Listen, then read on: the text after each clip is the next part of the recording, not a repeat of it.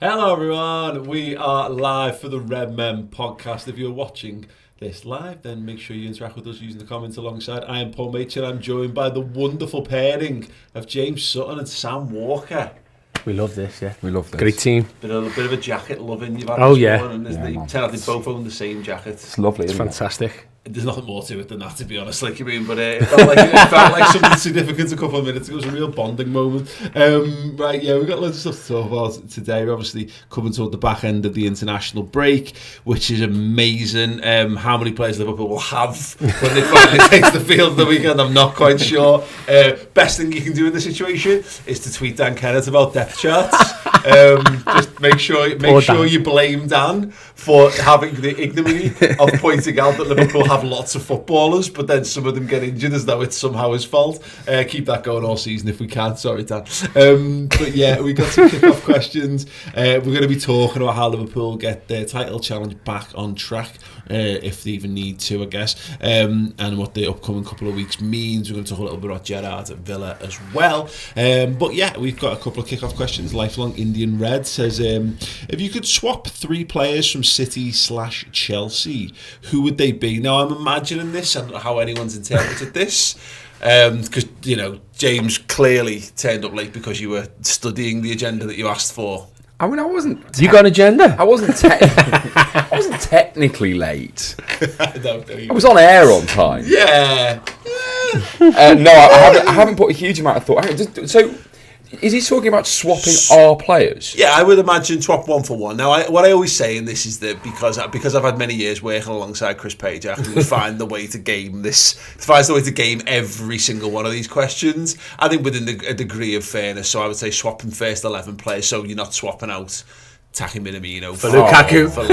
That was how I was going to deal with it. I was just going to get rid of Minamino, Origi, and yeah, absolutely. Adrian, there you go, boxed off. Yeah. Oh. But no, I mean, I guess if we look at it from this perspective, who are the City or Chelsea players that you cast envious glances over? De Bruyne.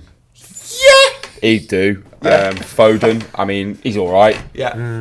Grealish. I think I'm still a big Jack Grealish fan. I'd take any of those 3, but I don't know who I'd swap them for, and I don't know where they'd fit in. But I mean, you'd make room, wouldn't you? Yeah. I mean, this feels very like Manchester United board of directors' approach to This is transfers. exactly what it is. We'll make room. We'll worry about that later. Good players are good players. Aren't they? Good players to play together. Sam, any thoughts? The problem is, I look at our team and I think... Well, you just spent the weekend pulling apart the merits and demerits of Reece James versus Trent Alexander-Arnold. Oh, love it. Based on the formation. Yeah. So that's... I'm up, but it's like I always hate end of season 11s, like, because they put Ronaldo left back to get him in, you know, things like that. Yeah. Anyway, so I'm going off our best 11 that we always talk about that we never see, with Thiago, Hendo, and Fabinho, and I think there's 2 places up for grabs. Thiago's spot, because he's not fit enough at the minute to hold that down, and the striker. Yeah. Look at Chelsea. Do you want Lukaku? Probably not really for us. So I'm really not swapping that. City, I don't have a striker, unless we want to play Foden in the false 9, maybe, potentially. I'd probably say I'd take Foden and stick him in our midfield. Yeah. Beyond that, it's difficult. It's hard because we've got a bloody good team. Yeah. It's more problematic. Who do you leave? Who do you get rid of out of our team than it is who do you take from theirs? My outside shout, I know, and this will probably cause people to like snort into their tea, is to say someone like Timo Werner, because as much as you become a little bit of like a mean because he can't finish his dinner. No, but like people go on about it, I know, like no, he can't finish his dinner. It's a big, doesn't like him and all this kind of stuff, but we clearly put a lot of time and effort into scouting him, and he was quite clearly our number 1 choice, and our number 2 choice is quite clearly Diogo Jota, and he's awesome. So it stands to reason that Werner would be at least as good under Klopp in Liverpool's way of playing. At least as good as Jota. Yeah, I mean, it's a like for like, but I'd still rather have Diogo Jota, hands down. What about who did I have in my mind then? Oh shit, it's just what about De Bruyne in the false 9? Because he's played up there for City, hasn't he? He can play fucking anywhere. Or Salah up front to him, like on that right, or something like that. Kante, can you fit Kante in? Yeah, it's a shout. Are you dropping Fab though? It's tough, that, isn't it? That's tough. The honest answer is to the point. They're all great squads, but I like ours, and this is the thing about not having lots of transfer chain. No, but not having lots of transfer chain does mean this, is that I've grown quite attached to a great number of our side, and even like the fringe lads. Like we saw the Divock Origi Art House movie that he put up. Did you watch the link I put in the group? So I'm definitely sure. Oh, James. So I keep talking about this. I meant to send this to Neil Jones through the week as well. I don't know whether he's commissioned it himself, but he's certainly the subject matter of like a 6-minute art house film, like a deconstruction self-portrait of Divock Origi, and it's. Why was more of this? Yeah, but not more of it wasn't made in the WhatsApp chat, was it? Yeah. No. To be fair, I don't think there was a lot of uptake on it. You talked about it. I think Jay talked about it. It's definitely a message in there. Like. It's great, and it completely and utterly changed my perspective on Divock to the point where I love him again. And then he obviously went and scored against West Ham as well off the back of it. And so I that's my point. I'd struggle to even swap. We're going into the backup players. I like Divock that much. You can't get rid of Divock. Divock's a big moment player, isn't he? For all the frustration surrounding him, and there is a lot, and for all the games where he turns up and you go, fucking hell, Divock. He just does something utterly genius mental, and you go, well, that's our Divock. That's it. No, you're spot on. It's just, we've got the best 11 in the league. Just problem is getting them all out there at the same time. Keep them all fit. Keep them fit. Stay fit, please. Yeah. Fuck off international breaks. Yeah. Rohit Sharma here saying that Bernardo Silva. He's one. Yeah. You look at that. What I think we want Harvey Elliott to do in our midfield, I think that's what Bernardo Silva does at a world-class level already for Man City. And, of course, he can play across the front three if you need him to. And it's like he's forgotten. Like he turned the way he played against us at Anfield. Like everyone was going on about Mo and United as well. So, yeah, but he was just free roaming with the ball around the pitch, which was terrifying. I would definitely. I mean, he might be. There's a chance he's a bit of a bell end.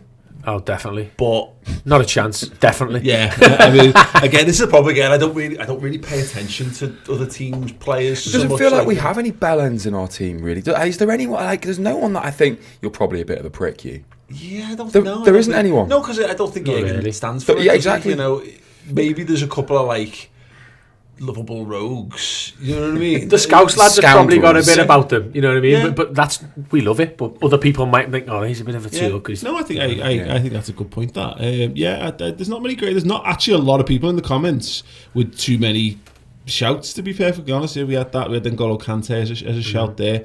So you mentioned Bernardo Silva. Jorginho, has he got a shout? Jorginho, decent player, isn't he? Yeah. But no, again, you'd all like Kevin De Bruyne and stuff, but we're talking about injury-prone midfielders. Another one. There's another one who'd fit right in, wouldn't he? Sign him, yeah. Yeah, absolutely. Swap him for Naby. We could have Laporte as a backup. That'd do. Yeah. Who's the one that's meant to be good?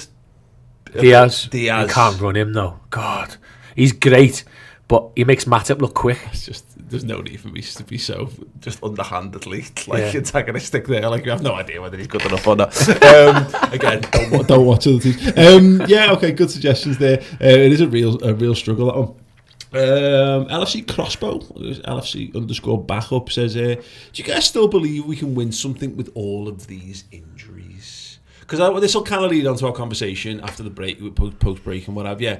But we're very up and down at the moment, aren't we, James? And it's mad because I did feel extra down. I felt extra down last weekend because I'd had to get up at 7 o'clock in the morning to watch it because I was in Vancouver and the 8-hour time difference was murder. But that definitely exacerbated my feelings. And I can understand why people's feelings are hyped up in those kind of circumstances as well.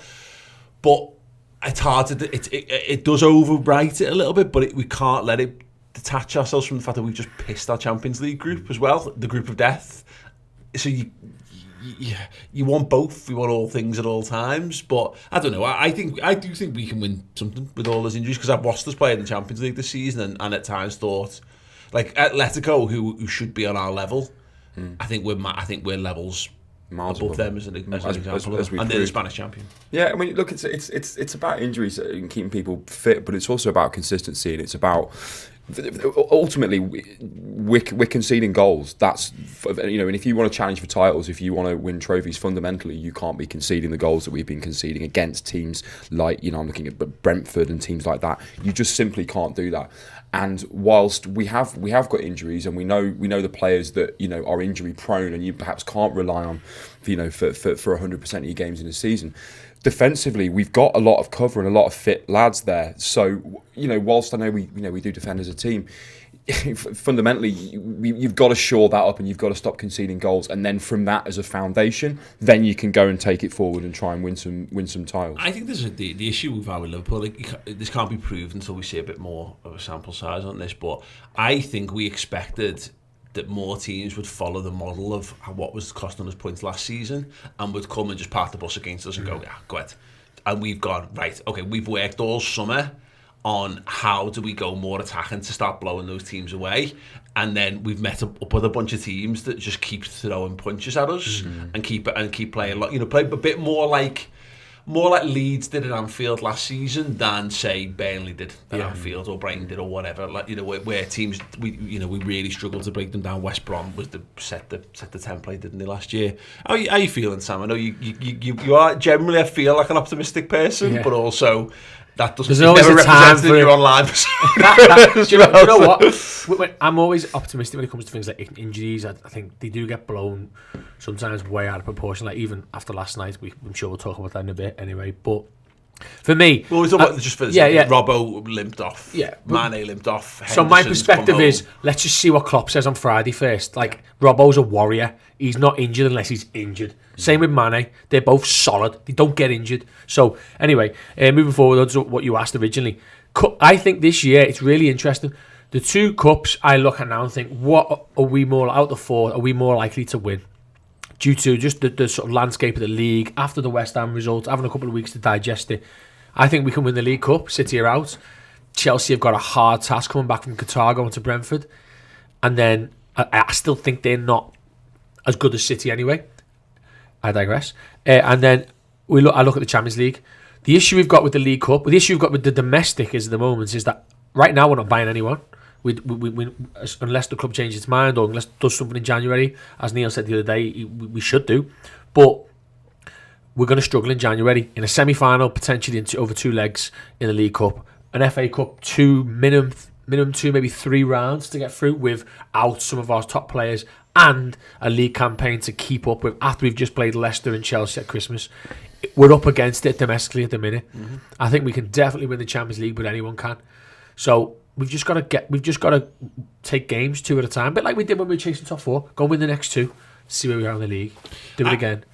To the point, I think Liverpool can win, but I don't think. This is the thing, with all these injuries, implies that all these players are now written off for the season, which they're not. Yeah. And that's the thing. At the moment, it's going to be interesting to see what's available at the weekend, because this time last year, I know we'd had like the Villa defeat and what have you. We had a couple of like mad moments, but by the time we beat Spurs in December and went top of the league, I was convinced we were just going to piss it. We'd survived the Virgil van Dijk injury. We were ticking along okay, and out of the blue, it just took our legs away when we hit West Brom and then into January.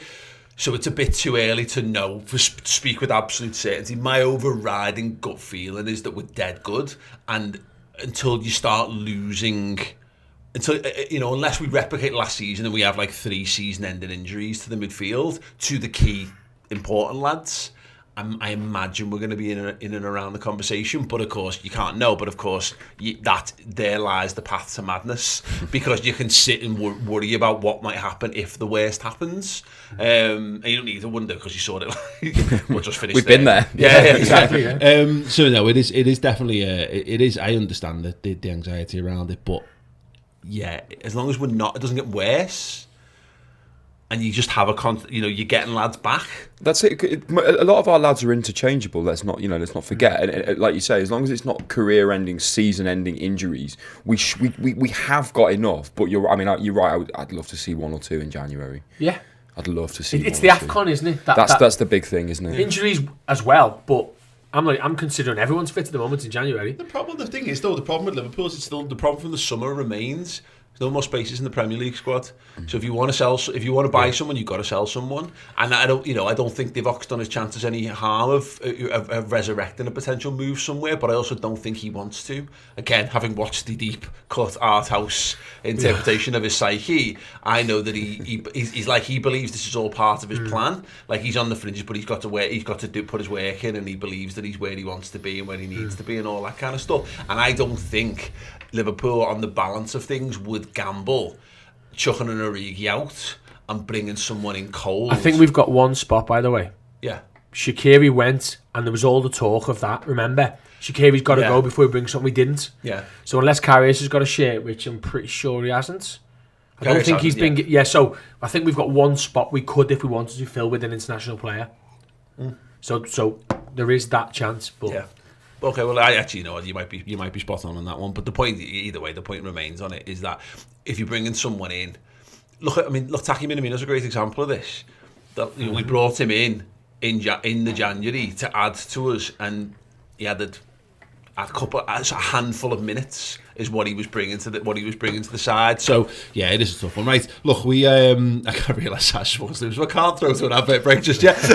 So let me fill time for a few more moments. I went over to Vancouver, as mentioned. I was privileged to be invited, as Chris was as well, to be part of the COP Canada event over in Vancouver. It was a 3-day mega event for Liverpool fans in North America, where basically we just went on the ale and sang loads of Liverpool songs for 3 days with Bruce Grobbelaar, Roy Evans and Phil Thompson. I'll fucking do that one. It was tremendous. Anyway, there is a 45-minute feature on that event that's going to be going on Redmen Plus this afternoon, which is plays a load of songs through from the Ragamuffins. They played an absolutely unreal set on the Saturday night. So yeah, there's loads of music, loads of tunes, loads of dancing, loads of singing, and loads of great stuff, including, I'm going to show you a little sneak peek of it.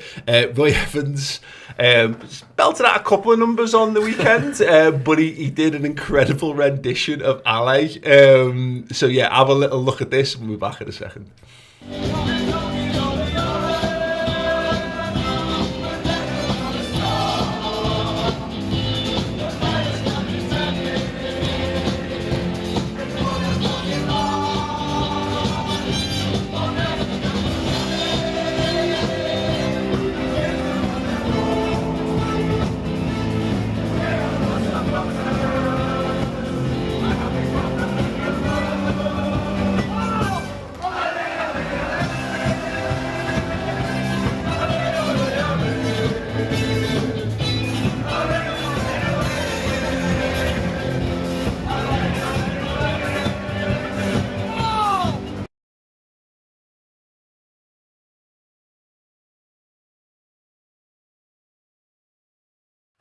Yes, that is just scratching the surface of the absolute magnificence of that. So yeah, it was great to catch up with the COP Canada guys, all the fans over in Vancouver, and from the official Liverpool supporters group in Vancouver as well, who are incredibly generous with their hospitality. They've got their own pub, and the owner of the group of pubs has like decorated in Liverpool stuff. So he's got like slogans from "You'll Never Walk Alone" like stenciled onto the walls. There's a big like sign up and all that kind of stuff. It's just boss. It was an absolutely amazing weekend.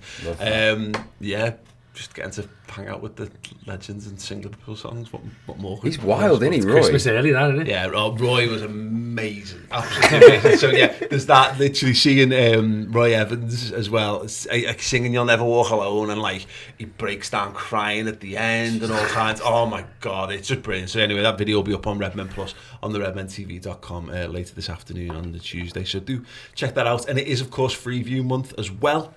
So if you haven't tried it yet, if you get over there and use the code Redmen Plus, which is one word, all caps, Redmen Plus, then you can try everything we do over on our Liverpool streaming service completely for free. That's in video form and in podcast form as well, so you can get all of these extra shows, like the podcast where we do Around the League, we do the debate show, Chris does his tactics show as well. There's a whole host of amazing stuff each and every week that you can get in your podcasting app via our subscription service, so get involved. Right, yes, big few weeks coming up for the Reds. I've had longer than that, but I was a temptation to tie the conversation in, James, to Crimbo, well done, tie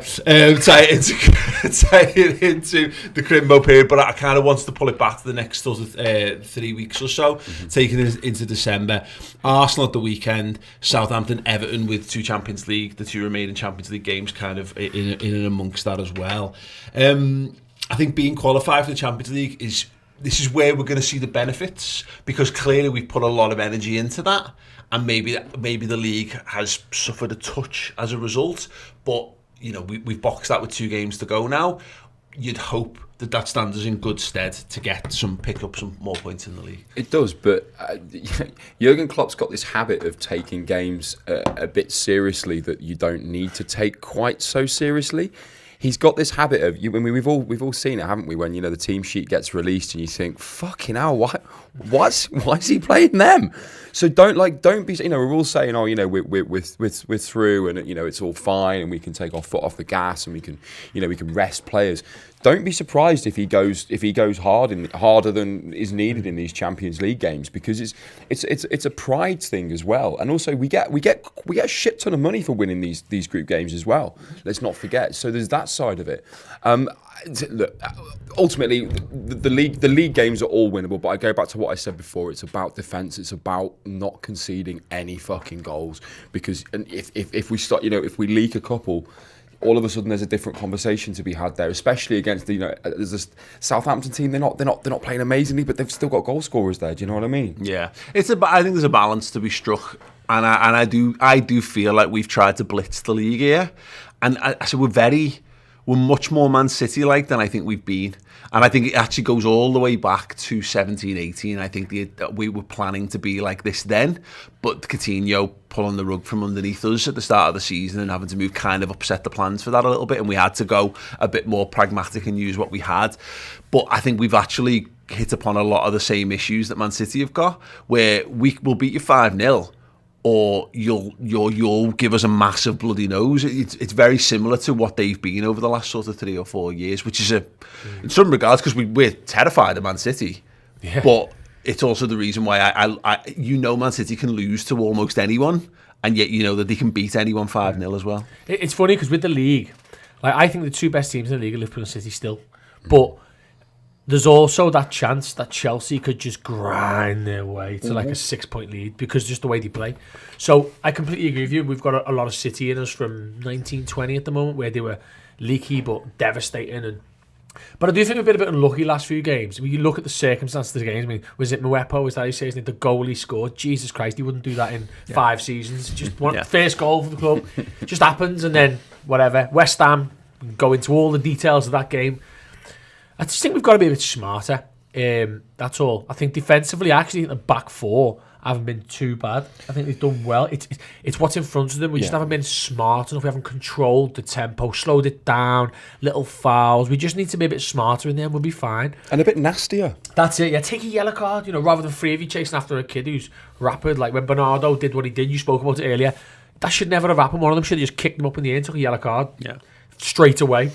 We don't. I think it's just learning that, but I think they will do that. I think that Robbo's got it in, and Fabinho's definitely got it in. Milner, 100%. But next few games, I think we'll be fine. I mean, Arsenal, they're going to play into our hands. Well, Arsenal's an interesting test to kind of kick things off. We got a comment in, actually, let me just find it, from an Arsenal fan, no less, AFC Max, $5 for the Super Chat. Thank you so much, Max. Sorry, boys, I like LFC, but Arsenal are going to win against you boys 2-0. You have 8 players out, however, I still honestly believe both Arsenal, LFC will be top 4. I mean, thanks for the real condescension there. I believe that Liverpool will be top 4 too. Thanks, Max. Thanks, Max. The Arsenal. I mean, the idea of Arsenal is tough because people are carrying this notion that they're a bit crap, and I think it's false. I think they started the season poorly, but they also started the season without Aubameyang, without Lacazette. Yeah. They hadn't blooded the goalie in, they hadn't blooded Ben White in. I think Tierney had an injury problem. They had no party in midfield. So there was, to say, some issues they hadn't. And they haven't even brought Odegaard back in at that point as well. They've got a good team. They've actually got a decent manager. My hope with them, though, is that they are still very early stages of this journey, and we've had this before. I always think back to Brendan Rodgers' first season, and we played Arsenal, and we tried to play passing football, and they just went like, like, you know, like we were trying to play them at their own game, and we were doing a rough impression of a YouTube tutorial, and they were like, you know, blooded into this world. That's my sort of hope with Arsenal more than anything else in this. I think when you look at Arsenal though, if like let's just compare him to West Ham. Like, Alisson's got this giant of a defender in front of him, waving his arms around. Have Arsenal even got a 6-foot player in their team? The Ben White's not 6 foot. I don't know the lads of Gabriel. I think he's a big lad, but physically, mentally, I will say that about Arsenal, because we do know that you know, mentally they've not been the greatest over the last few years. They've crumbled a little bit. Experience-wise, it's Anfield. I just think for us to not win this game, we're going to have to be really bad at what we do best. Yeah. Like, Mo Salah will be licking his lips against that defence, because Arsenal do. I know they've had a good run of games recently and they've done all right, but they concede chances and goals. Yeah. Teams like Arsenal right now, we should be looking at and going, 3 goals at home. I know it's a bit condescending to Arsenal, but that's where they're at. They've got loads of young talent, but Saka and Smith Rowe are not Mane and Salah. No, they're not. That's what I'm saying. So it's the levels difference. Partey is not Fabinho. Yeah. Do you know what I mean? Paul's right. You say, you know, they're earlier on in their journey. They're not the finished article, and that goes for the manager as well. He's still learning on the job. You know, so the whole process. I think, you know, if they carry on down the path that they're on with a couple more signings, I think in 12, 18 months, I think it'll be a very different Arsenal. But right now, I'd much rather face them than like a West Ham. West Ham, yeah. I mean, that was, you know, that was a Davy Moyes masterclass. Let's not be honest. Yeah. I mean, it was you know, tactically very, very astute, very intelligent, and executed really, really well. I don't think Arsenal have got that. I still think they've got a soft underbelly, and like you say, I think, you know, you're coming up against players like Sadio Mane, assuming that he's fit, and you know, Mo Salah, strong lads. They're just going to body their defence. Well, there was a point made in our Club Legend Discord group today where people were talking about the injuries and like the fears and all that kind of stuff around it, and I said, look, you can get sort of stressed out about it and worry about it. Ultimately, there's nothing we can do about it at this point, and you can start to rally and say it's all the ownership's fault and all that, when, you know, I think Michael Edwards made a good point of pointing this out. Like, it's him. He's, you know, Liverpool have got the squad they've got because of what how he's chosen to help construct it, along with the manager and stuff. I think back to, and it's funny, it's Arsenal as well. With Liverpool in 2004, 2005, now we struggled in the league that season. It was Rafa's first season in charge. He was trying to get a tune out of it, trying to change the style of play, all that kind of stuff, and he was ravaged by injuries that side. But when a player drops out, what it presents is an opportunity for another player to make themselves a hero. And that's the beauty of Liverpool's squad depth as well, is that we're not throwing... In 2004, we threw Neil Mellor into that side, and he scores the winning goal against Arsenal. It's one of the greatest let-offs I've ever had watching a football match. And I watched it on telly as well, and I ran round I was managing a pub in Sheffield, and I literally kissed the big screen, ran round, you know, a lunatic, because Neil Mellor gave me that sort of moment. And we had loads of them in that season. Pongal came up with some big moments for us. Liverpool have got the players that are on Liverpool's squad list this season who are likely to fall into that category are Divock Origi, who has done it before at the highest level. You know, again, Taki Minamino, you could make the case of he's not been given a chance because maybe he's not good enough, but maybe it's just that everyone else is so good that he just hasn't quite been given the chance to do it. Yeah, probably it's that. Yeah. And this is the thing, we've got this game coming up, is that even if we have got a couple of players missing, it should give Arsenal a better chance, but also under that siege mentality, it might actually benefit Liverpool a bit, because we have been a little bit up and down, and maybe it causes them to just, I don't know, buck their ideas up a bit, because I just think there's a bit of sloppiness at times that's cost us. AC Milan's a great example of that. We were streets ahead. Giving the ball away, man. That's what really winds me up, man. We've been middle of the park. Middle of the park. You're not under any particular pressure. Just a loose ball. Just, you know, it's come down to concentration and just focus and just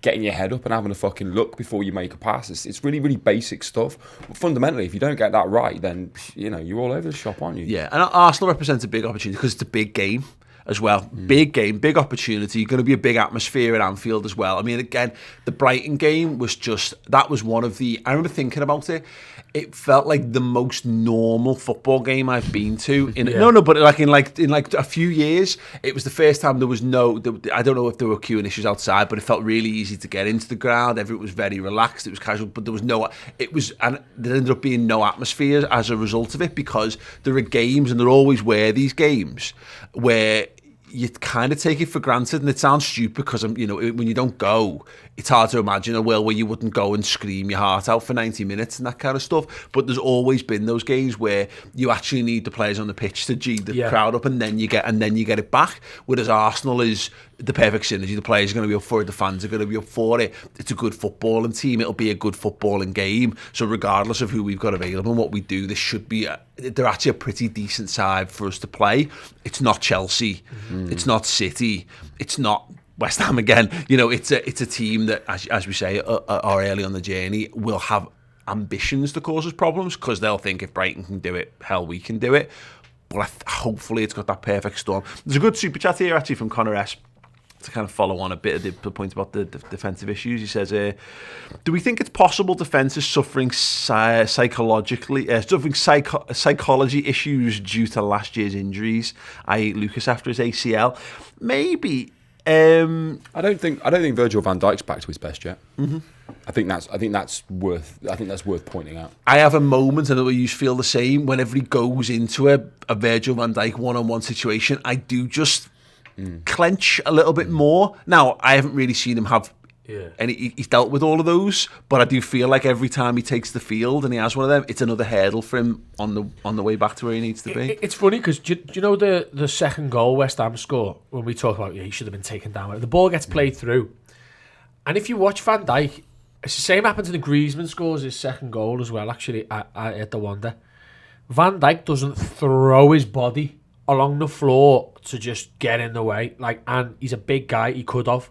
And you watch that goal and you think, he's almost sort of half standing, and I'm thinking, why are you just launching yourself on the floor? So I do, that might just be him. But he's never been that defender though, yeah, that's what I mean. Yeah, he might not, but that kind of does come to him. But I'll be honest with you, I haven't seen anybody yet have him off.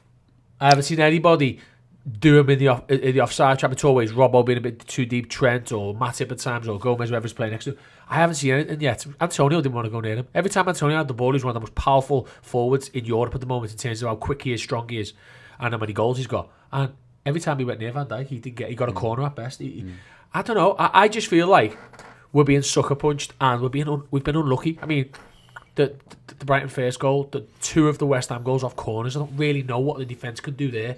Alisson can be stronger. The ref can help us. That's it. I mean, are the defence really that bad? A point that's worth pointing out. We do this every year, and it's this point of the season every year, and we seem to have a mad blind spot for it. Every football fan does this, and I know this because we used to do Social Club on Ball Street, where I'd sit every Monday with Ped from Toffee TV, and I'd sit with Robbie from Arsenal Fan TV, and I'd sit with Howson from Stretford Paddock and all that kind of stuff. All these lads following all these different clubs, particularly when it's the pressure cooker of Champions League and league football, and when you want to win, and you're under the microscope of there being 6 or 7 teams for 4 places as well. It always feels like there's a crisis when you're not perfect. Yeah. And we are in that stage. And now the season we won the Champions League, we were exactly like this as well. We had a couple of sticky results in and around this time of the season, where again you're balancing both, and it feels like the sky's falling down on you at all times, and it feels indicative of a larger generalised problem.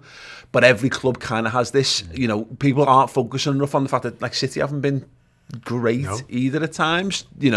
Chelsea are due a rough patch at some point. They might not. Got a couple of tough games though. They haven't been outstanding, Chelsea. No. You mentioned it earlier. They're kind of grinding out sort of 1, maybe 2-0 results. There's nothing really I'm not watching them and going, fucking hell, there's a title contender. The fact that we're talking more about Man City speaks volumes, I think. Yeah, and they're both brilliant teams, and the thing is, they've both got the quality and the depth, and now the silverware winning experience.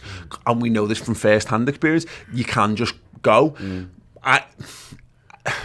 It feels to me this season, and it's very unrecognisable because we're so used to, if you want to win the title, you've got to put down a 95-point season to do it, because that's how we've needed to achieve it. We finished second with 97 points or whatever. This might be a return to the norm where you can win the league with you can't lose 5 games, but you can maybe lose 3 or 4 and still win the title. This might be more of an 86-point sort of campaign. But we can't know that now. At the moment, it feels on top. It feels like it's all on Liverpool, because you look at fourth and it feels like we're more in a battle for, the fourth place all of a sudden, because of a couple of dodgy results. Whereas if you can put a 10-game winning run down, you'll blow a lot of those teams away. Is my feeling on it, but again, it's you can't see that until it actually happens, of course. I want to have a little look then at Liverpool's. Obviously, we've touched upon Liverpool's fixtures already, but we know we got Arsenal on Saturday. That's the 5:30. We got Porto at Anfield on Wednesday, Southampton at Anfield on the Saturday, and the Merseyside derby takes us into December at Goodison Park on the 1st. At 8:15 as well, which would be a big one.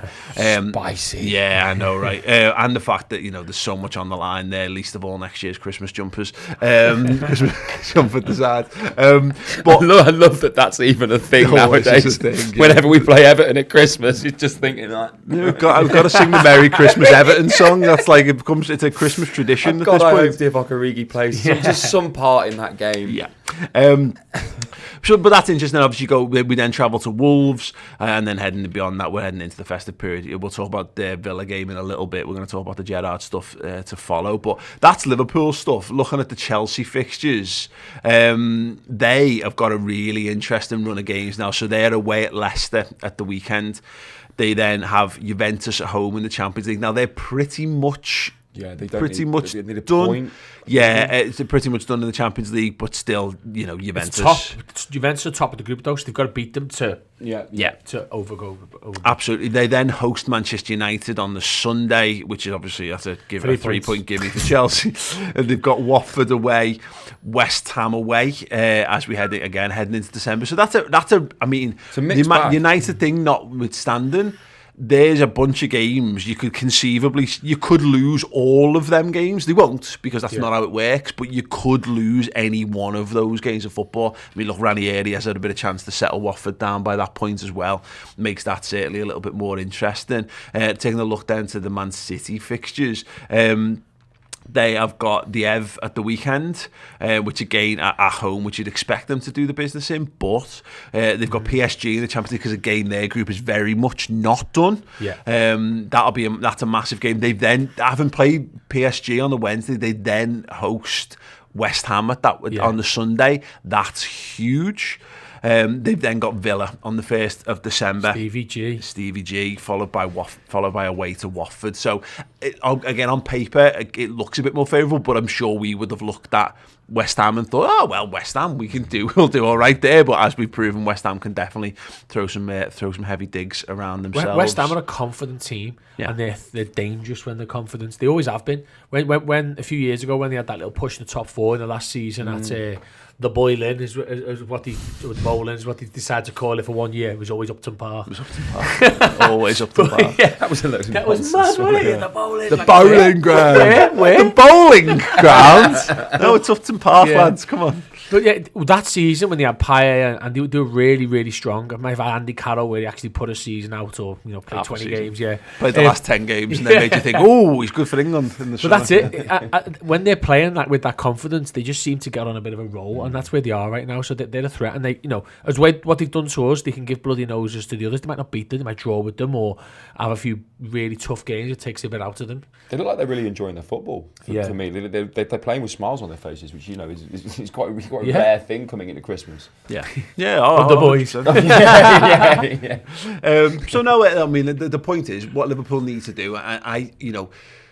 It's either the gap that started to form between us and Chelsea, which is a little bit of a concern, because it is a growing gap, because we had our opportunity to turn it round, and we kind of blown that in the last couple of weeks.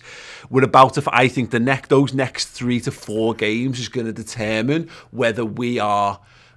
That was just a little bit of a misstep whilst we were sorting other bits and pieces out, and because the Christmas run-in is going to be telling. I think from there on in, from December to the end of January, the sort of mid-February, is going to be the real meat of the season. That's going to decide the title, I think, largely. And we need to know whether we're in a title challenge or not, because I always say you're not actually in a title chance until 10 games from the end, really. But you can be miles out of it. By that point, we've seen other teams drop off. How many times Chelsea have been in a 3-way title race, and by the second week of December, they're gone. Completely gone. Spurs, same, out of the picture. We need to make sure, as we head into December, we are within 3 points or no worse than we are currently of the top, and we need to see how that sort of lies. We need to hit our stride, because I've said this on previous shows. I still maintain that we're nowhere near our best yet this season. The Atletico, they were shit. Man United, they were shit. Aside from that, we haven't had any really big scorelines. We haven't really battered that many teams. We haven't really done the absolute business that we know these players. Well, we've battered lots of teams. It's just we haven't ground wins out. That's the difference. We've done. This is my point. That's why we're very Man City. Is that you see it all the time when the archetypal Man City defeat is to a plucky side that works really hard and gets in your face. When you think about that defeat to Norwich away a couple of seasons ago, the last time they were up, that's the teams that beat Man City, and that's the teams that are causing us loads of problems this season. And we had that run of not score, winning by 3 goals in every away game for the first 500 away games of the season or whatever. We have the capability of doing it, but what we've lost, 2 things, is we don't seem to be able to just win 1-0 and go, oh, we've got our goal then, all the best. Yeah. All the best. You come swinging for us, and we'll grind this one out. And we haven't got that magic turnaround goal yet. The one where it's heading into the final 5 minutes, and you just find a way to win. And my fear is that's why I don't think we'll win. I don't think we'll win the title unless we discover that again. But then again, I have one experience of us winning the league.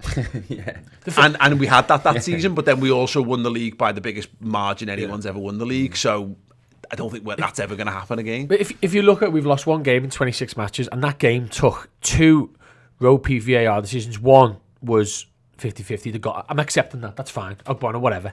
But the red card, Jesus Christ, that was a red card, and it will be a red card every other game this season. So it took that. It took Mane to miss 2 absolute sitters, Alisson to have a really poor game by his standards and let 3 goals, and he probably would look back at and think I should have done better on all of them.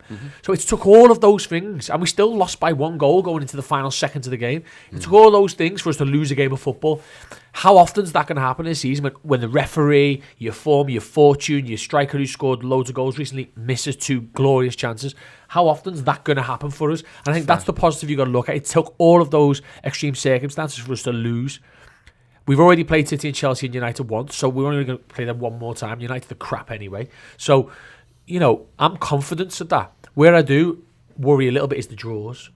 But I don't think. I think that's it now. Well, I'm confident we're now going to go. No, the draws are what stand between a title-winning side and a top 4 side, and it's because that's the process. You come in and you say you're outside the top 4. It's defeats that cost you.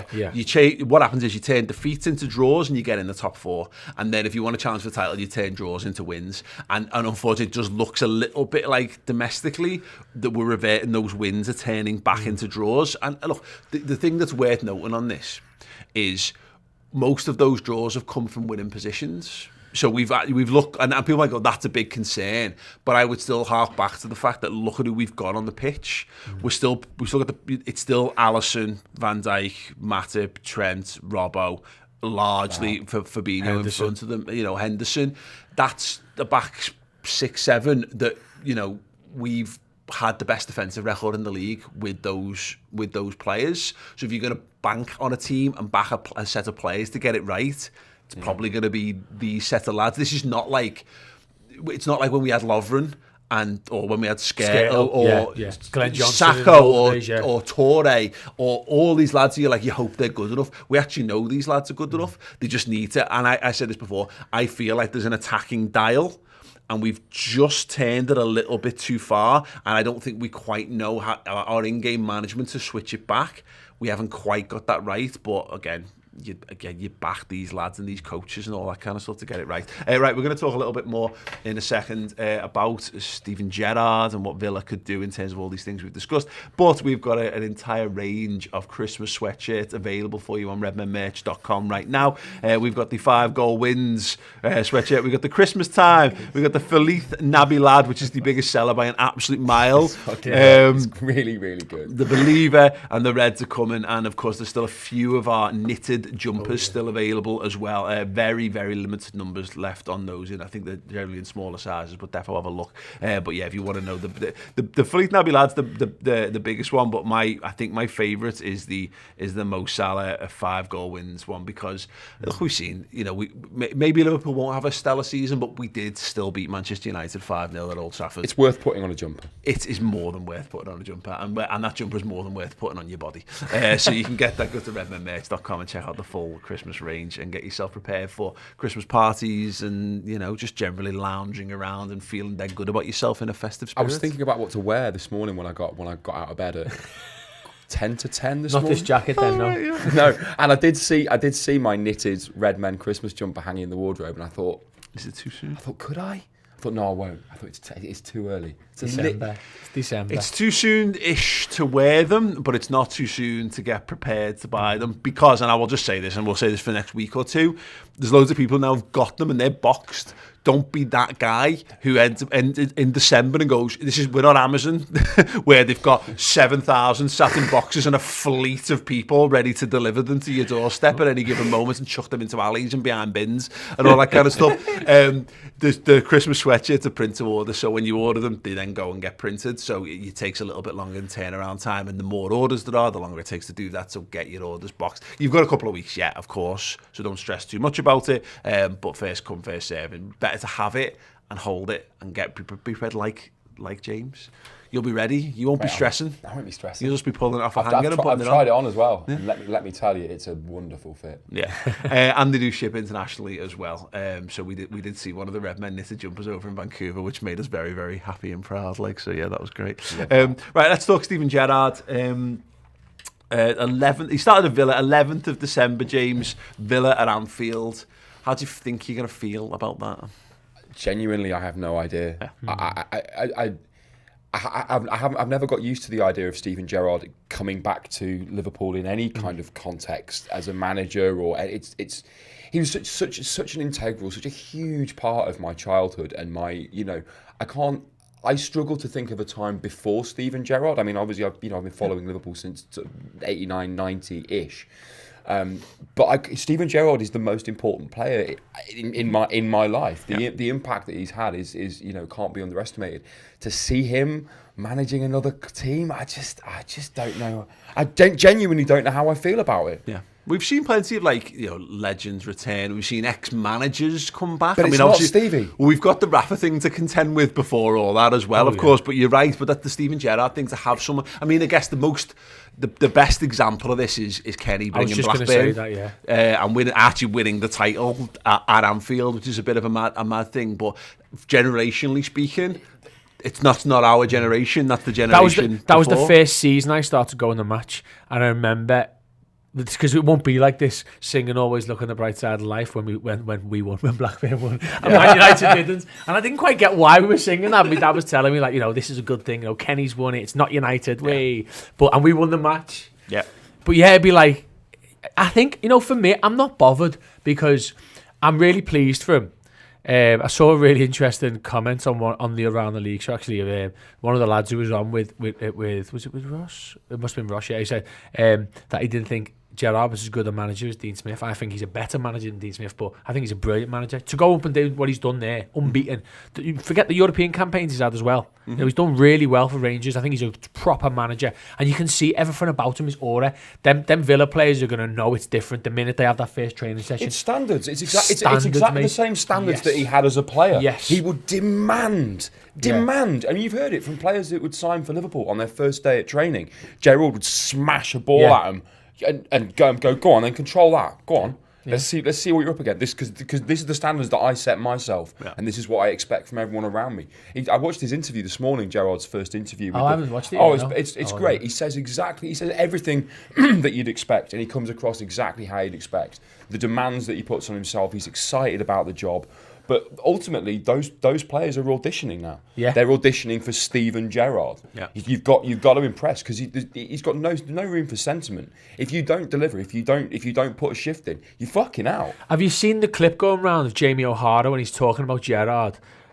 Like, he's on TalkSport, isn't he, O'Hara? And he was saying, they were talking about comparing him to, and he went, it's not even a comparison. He's played against them all.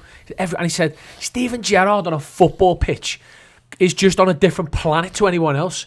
He just goes through all of his assets and facets, and he's talking about how brilliant he is, and that's it. He's going to take that in. Like, all those Villa players will know as well. Some of them who may have played against him if they're a bit older, and some of them will have heard about it as they come through. They'll know that he's arguably the greatest football player this country has produced pound for pound over the last 30, 40 years. Like, genuinely, they'll know what they're getting into. They'll know what he did for this football club, and they'll want it. They'll be more excited for Steven Gerrard after 2 weeks than they were for Dean Smith ever, because he's a local lad, not a great Dean Smith, but Steven Gerrard is Steven Gerrard. For me, coming back to your question, I don't know what he's going to be like. That is going to be weird.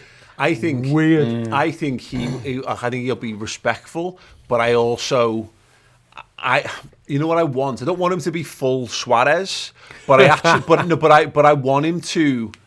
I want him to take it seriously. He's not coming to Liverpool for the jollies. You know what I mean? If he wants to be Liverpool manager, I mean, I think back to, I don't want him to beat us by any stretch, but I think back to like Benitez's Valencia absolutely schooling us at Anfield and putting in an audition. You know, it's a bit early, really. You know, it's still, he would have had long to kind of get them up and running. He'll have had, 3 or 4 weeks or whatever by that point.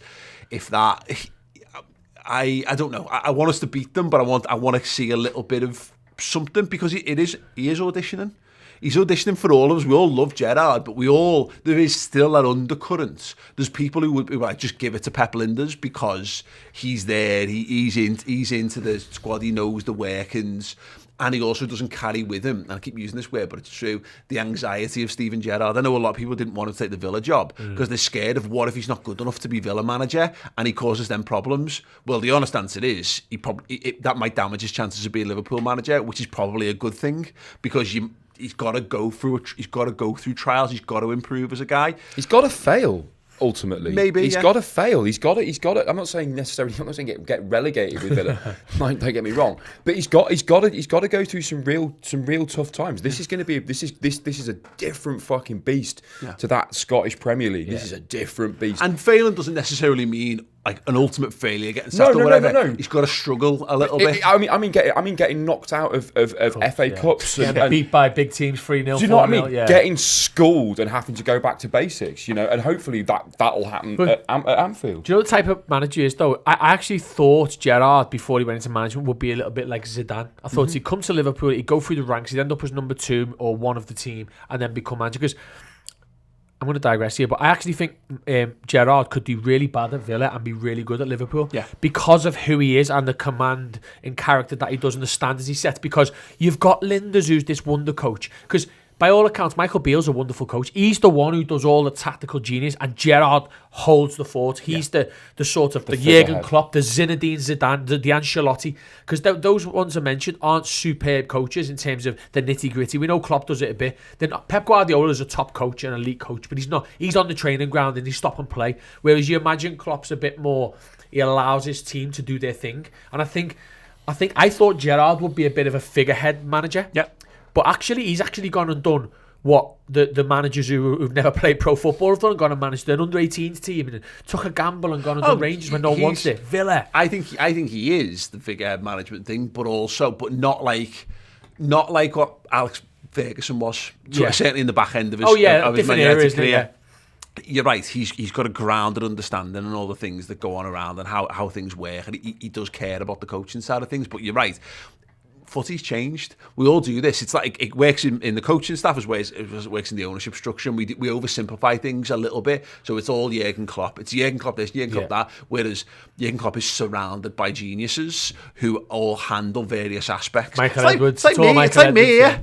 I'm not great, but I've got loads of people who are really good around. Your guests just loads of people who are very good at their jobs around it, because you can't do it all. Klopp did it all at Mainz, and Gerrard probably would have had a greater hand, in the under-18s or whatever, because you don't have a 5-man team around you at that level. But now you're right, he's got Gary McAllister, and he's got Beale, and he's got Tom Culshaw as well, and he's got a bunch of other fellas who's brought. So yeah, anyway, we're getting lost in the Gerrard for Liverpool chat, but the Villa stuff's interesting because in terms of their fixtures, so the next couple of games coming up, he's got Villa on Saturday as his first game at home. Crystal Palace, they then play, as mentioned before, they play Man City at home on the 1st of December, which is, there's a little chance here that Gerrard could have a real say in what happens in the title race. So obviously they played Chelsea already and got battered by them 3-0. But they played really well, yeah, and had loads of chances. Yeah, and they got knocked out by them in the EFL Cup as well. But the point of that is they've still got to play Chelsea at home, they've got to play us twice, and they've got to play City twice as well. And in a wonderful little turnabout of all these things, Man City final game of the season is Villa at the Etihad. God, we love it. We love running down the touchline. We love a narrative, don't we? We fucking love a story, don't we? Steven Gerrard doing a slip celebration. That's when he brings himself on, isn't it? Yeah, honestly. So there's defo a wonderful sort of narrative developing around that. Anyway, right, look, let's have we've got a super chat in here from It's Crossbow, which we probably should have done a little bit earlier. But so FSG must bring in 1 or 2 players in January, even if it's only on loan. FSG should have learned last season that we needed a few players for depth. I agree with everyone. By the way, I would be loads more like relaxed if it was like Virgil van Dijk, if we announced over Christmas that we've got this lad boxed off and he's coming in and he's going to come in and help us out big time. Like, I don't know who that lad is. I'm not entirely certain where I want him to play. It might be midfield. It might be an attack. I think the attack thing makes sense because we're going to lose Salah and Mane for a spell in January, certainly. The way I fall down on this, and I most people obviously watch the channel for a long time know I'm a fairly upbeat person in general. That doesn't mean I'm a fucking moron, maybe sometimes, but like, you know what I mean? I'm not a happy clappy dickhead who doesn't consider the negatives of what I'm saying. My only worry with this, 2 things. I think the simplicity with which we always go, it's FSG, when it's clearly there's lots and lots of people who actually make the decisions in this. Not the owners go, here's your budget, go and do your job, and it's Michael Edwards and Klopp and Ian Graham and etc. and Mike Gordon and tons of other people involved in the process. Julian Ward's probably going to have a bigger say in this because he's taken over from Michael Edwards.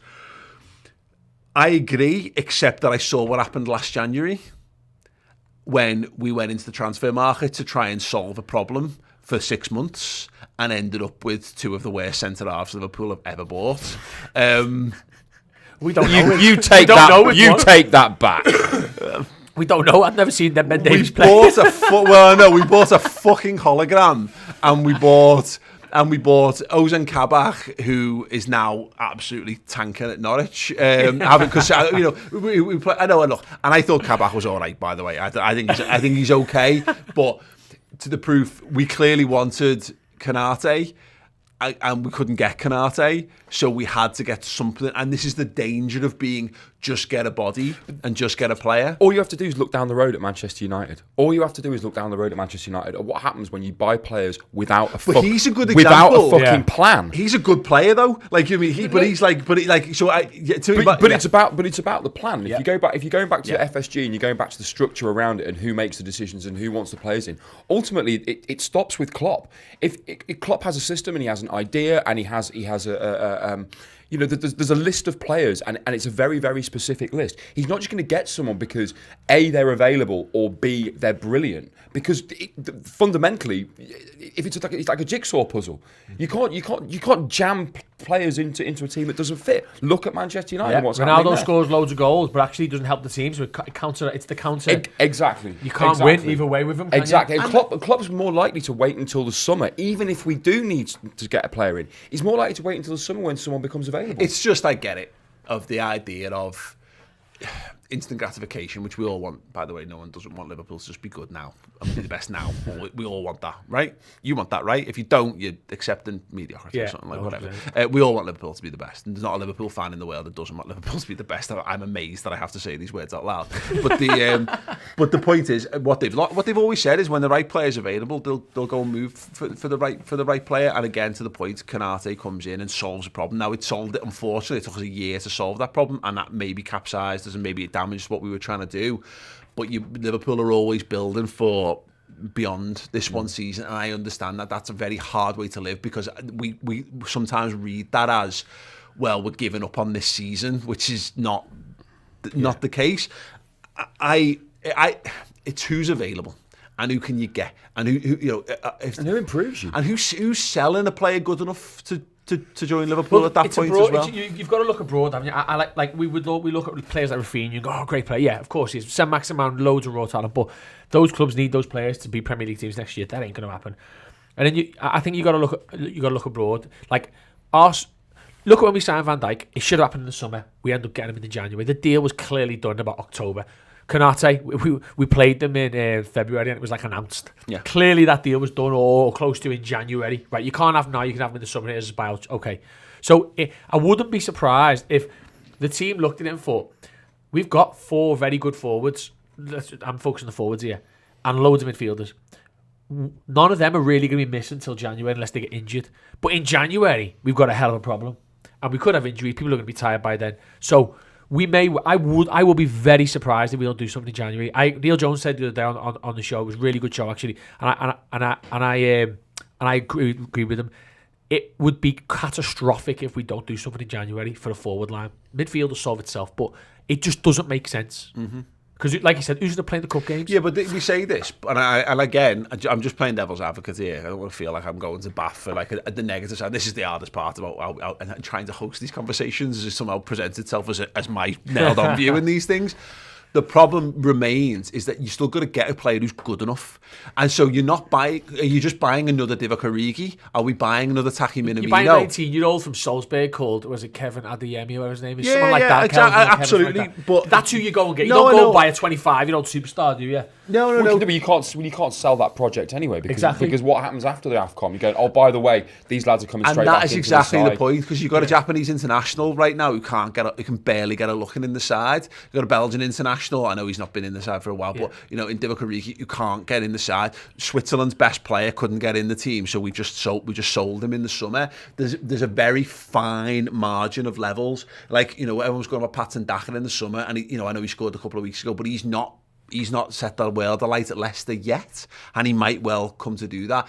If we buy someone in January, it's not because we've gone, oh shit. It's because it was someone we would have bought in the summer anyway, and that's what we should be aiming for. What we should be trying to do is that if there's a summer signing and we're like, and again, like Konate, you've got to go and try and bring that forward by 6 months, and that's going to cost you extra. And it's mad. I've been doing this for 11 years now, and I've been saying this for fucking years. We had said this with Naby Keita, where we said, can we get Naby Keita? Can we pay more money and get Keita in early? Could we pay more money and get Origi in early? We said this back in the day. Yeah. We've had these conversations tons of times in the past.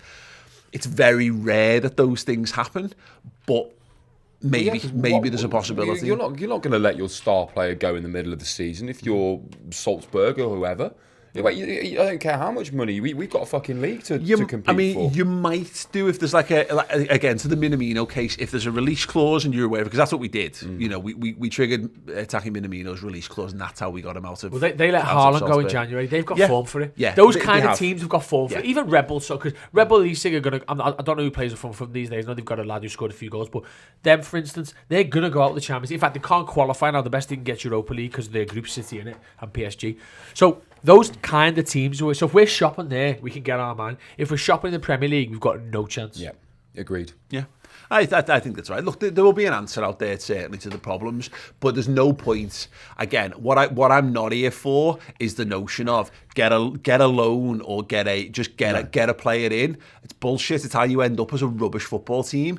Liverpool should only go and buy someone who improves the first 11, and if you can't, then you have to suck it up and get by with what you've got, because you don't realise you're doing it at the time. But like, as an example, imagine if we'd shit the bed and signed Kabak permanently in January and then not been able to afford Kanate. We'd have, without realising it, because we'll never know what we missed, but we might not have been able to afford Kanate, and then without it's not tangible at the time, but you've actually weakened your squad.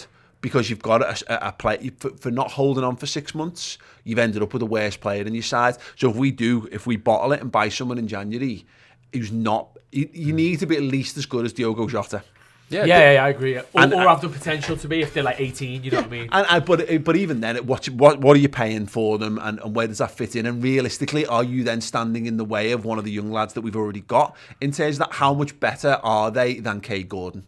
Yeah. So if you're buying an 18-year-old, is he better than what you've got already? And we'll think yes, because he's a new player, because we always do that. We love shiny new things. So no, but we do. I do. We all do. The only reason I play fucking Football Manager and Champ Manager is because you do it for the signings. It's boring playing the actual games. All the fucking people with little sliders playing matches is stressful. Playing the games is stressful. Like, you know, I prefer the summer, the January and the summer windows when it's all fun and it all exists in prospect. That's what they've got to balance. You've got to go and get a generational talent. But again, yeah, we're always judging it on the here and now.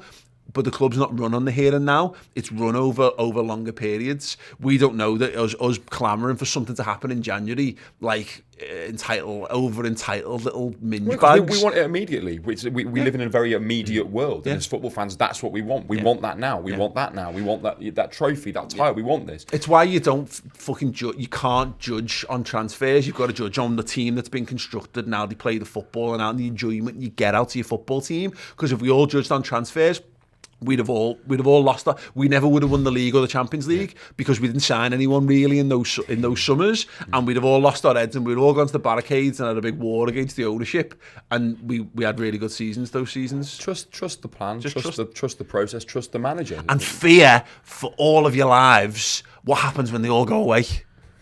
Let's do that. No, let's not. It's fine. Look, there'll be more. It'll always go. Liverpool carry on. Liverpool is eternal, and they'll outlive and outlast all of us. But look, keep your thoughts coming on. I think we've discussed in the comments section. I think it's fascinating. Again, I agree. I do. I want Liverpool to go and buy someone boss, buy a boss centre forward in January. But if you can't, then. Don't be surprised if it's the summer. But don't do something stupid. I just don't want you know. Get Bellingham in the summer, boys. Yeah, exactly. No, but that's to the point. But I don't think. You know, we might do, we might not do. But to the point, we'll never know. He's desperate to come play for us. Mate, he wants it so much. He really wants that shirt on. Oh, mate. Yeah, I can just see number 8 as well. Number 8. It's coming, isn't it? Naby moves on. Oh, yeah, it's going to happen. Swap deal. Oh, God, stop it, Paul. Comments will be flying now. Be on Twitter, be on Sky Sports in January now. Rumored here, Naby catered to Dortmund in £50 million swap deal with Bellingham. Make it happen, Mike. Make it Mike Edwards' parting gift to Liverpool Football Club.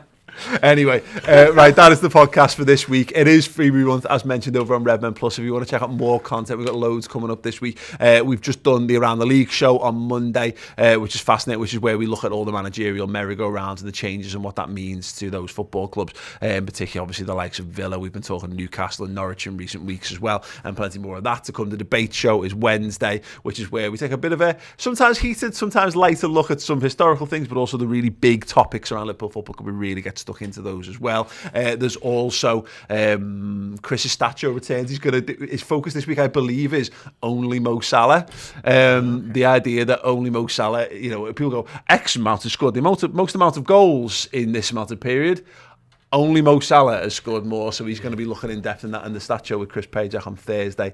So yeah, do check out Redmen Plus, and you get access to all of our documentaries features and the COP Canada feature this afternoon as well. So yes, plenty of time. Redmen Plus is your code to get a free month at club captain level. And yeah, that's that, gents. Thank you. That's been an absolute pleasure. Loved it. Hope you guys loved it too. See you all soon, and the podcast will return next week. Ta-da.